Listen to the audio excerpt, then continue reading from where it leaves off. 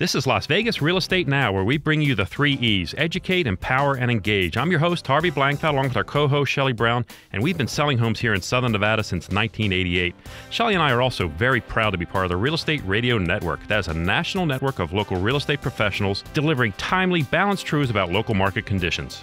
In lending, we talk about the types of loans you get, and the types of home properties has an impact on the type of loan you get or how available monies are. Sure. Single-family homes, pretty wide range of stuff. Yeah, that's, your traditional house that everybody, has seen on TV and that lives probably next to. Right. Those easy peasy, right? Straightforward stuff. But then when you talk about condos or high-rises, it's a little bit different. Yeah, you get into unique property considerations, which is things like, who, and we've spoken about this in the past, but who owns the property? Who's responsible for keeping the walls standing and the land taken care of, that sort of thing. So in condos, that is different than your traditional house. The HOA is in control, so that becomes an aspect. And then you've got other unique properties, I'll just talk about it there, and there's a couple here in town that are classified in the industry as condo hotel. Right. So high-rise condos that have a permanent rental desk that can rent these out on a daily, weekly, that sort of basis. Those are not compliant for traditional lending. Right.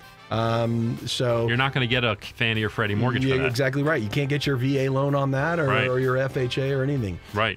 So those become unique challenges. And if you go out into the more rural areas, you run into manufactured homes. There's another thing that's a little bit different too.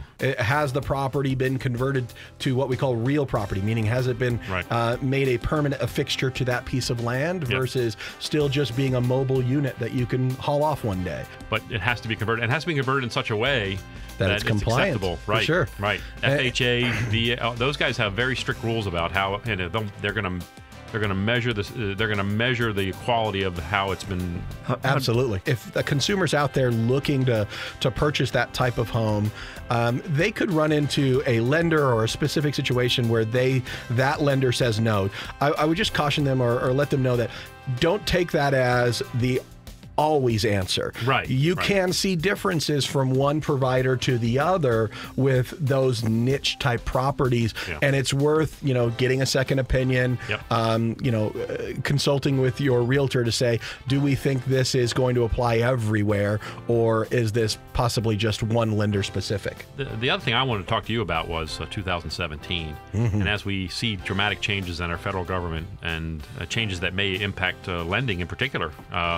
What do you see? What do you think's going to happen next year, John? For me, my gut says we've had a significant move post-election where interest rates bounced higher.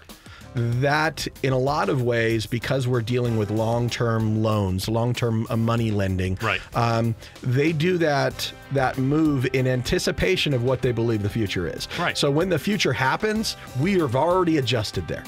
And that goes to basically support, at least what I think is we're probably got the bulk of the move that we're going to see in 2017 already. It's already been done. Yeah, we do need to expect a rising trend in interest rates overall. The overall trend should be, next year is higher than this year.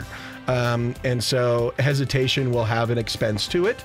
And you'll have to measure all your factors before kind of making that right decision. I would also want to assure people that they don't have to be fearful of a tremendous spike in interest rates or that homes are suddenly going to become unaffordable. I don't think there's anything on the radar that says we're going back to where we were in the 80s, where you'd have interest rates in 13s and 18% and things like this. So we don't need to be fearful of that, but be aware that they could be slightly higher.